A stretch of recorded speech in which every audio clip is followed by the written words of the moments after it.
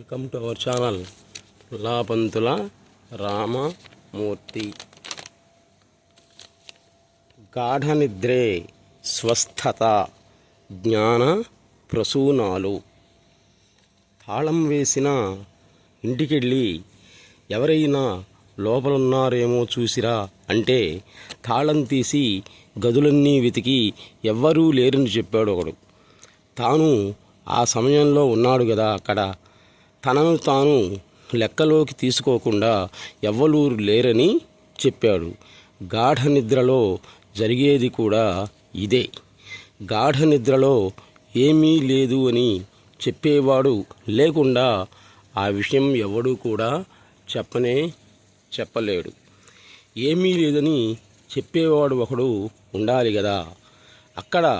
అంటే గాఢ నిద్రలో అనుభవించేవాడు లేడు, కేవలం అనుభవం మాత్రమే ఉంది. కాబట్టి ఏమీ లేదని అంటున్నాడు. మన నిత్య జీవితంలో జరిగేటువంటి స్వానుభవం ఎలా ఉంటుందంటే అనుభవించేవాడు అనుభవక్రియ ఉంటుంది. గాఢ నిద్రలో అనుభవం మాత్రమే ఉంటుంది. ఆ అనుభవం ఎవరిది కానే కాదు, దేనిది కాదు, అనుభవంగా మాత్రమే ఉంటుంది. అదే స్వయం నిజమైన అనుభవం. అదే ఆ స్వానుభవమే స్వయంగా ఒకేసారి 3 భాగాలుగా మారుతుంది. అది 3గా మారిన మరుక్షణమే ఈ సృష్టి వ్యక్తిత్వం ఏర్పడతాయి.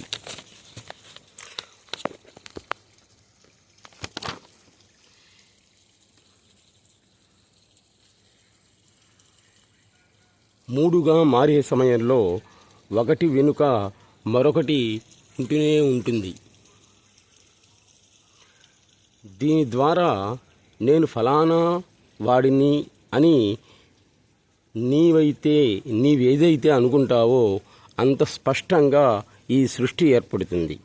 అయితే ఆ మూడింటిలో ఒక వ్యక్తి మాత్రమే తనదిగా ఉంది.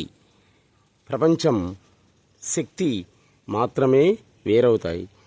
ఒక్కటిగా ఉన్న స్వానుభవమే 3గా మారే ప్రాసెస్ చాలా వేగంగా జరిగిపోవడంతో నిద్ర లేస్తూనే వ్యక్తి, శక్తి, ప్రపంచం వేరువేరుగా మారిపోతాయి.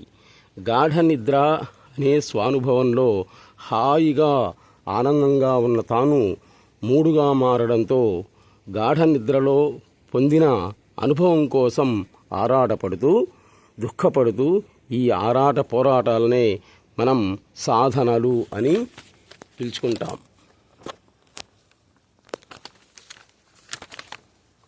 అయితే మూడుగా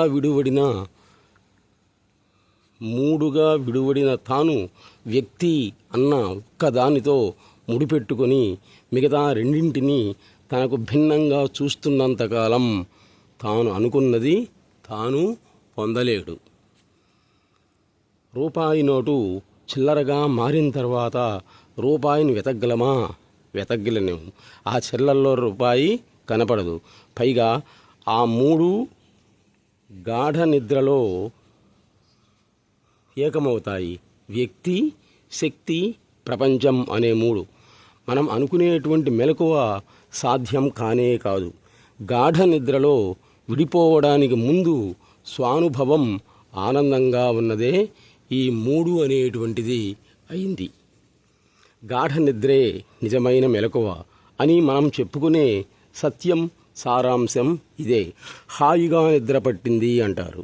ఆ హాయే స్వర్గం, ఆ హాయే సుఖం అనేటువంటిది అవుతుంది. ఆ హాయే స్వర్గం, ఆ హాయే సుఖం అనేటువంటిది అవుతుంది. నిద్రలేమి నరకం, అదే దుఃఖం.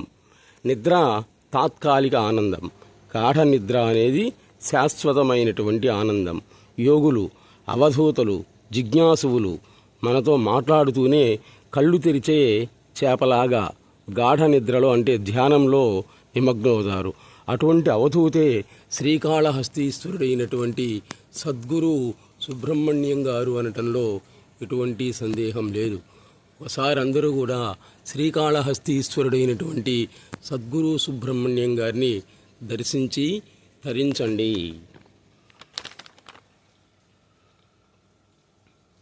గాఢ నిద్రలో తాను మాత్రమే ఉన్నాడని తెలుస్తుంది. ఏ భేదాలు లేని ఆ గాఢ నిద్రే నిజమైన మెలకువ. గాఢ నిద్రే నిజమైన దైవం, జ్ఞానం, యోగం. గాఢ నిద్రలో ఏకంగా ఉన్న తాను అనేకం కావాలనే ప్రయత్నమే మనం అనుభవించేటువంటి మెలకువ. గాఢ నిద్ర ఏకత్వాన్ని పొందడానికి మెలకువతో ప్రయత్నించడమే జీవితం అయింది. నిద్రలో కలిగే అవస్థలే జాగ్రత్త, స్వప్న, సుషుప్తి. కల ఆగిపోవడమే మెలకువ. గాఢ నిద్రలో ఉన్న స్థితి స్వానుభవం. గాఢ నిద్రలో జనాలు ఉండరు, బాధలు ఉండవు. ఆనందమే ఆనందం. కలగనేటప్పుడు కలలోని వ్యక్తులు బాధలు, కష్టాలు పొందుతున్నట్లు అనిపిస్తుంది. మెలకువ రాగానే జనం ఉండరు, దుఃఖాలు ఉండవు, కష్టాలు అనేటువంటివి ఉండనే ఉండవు.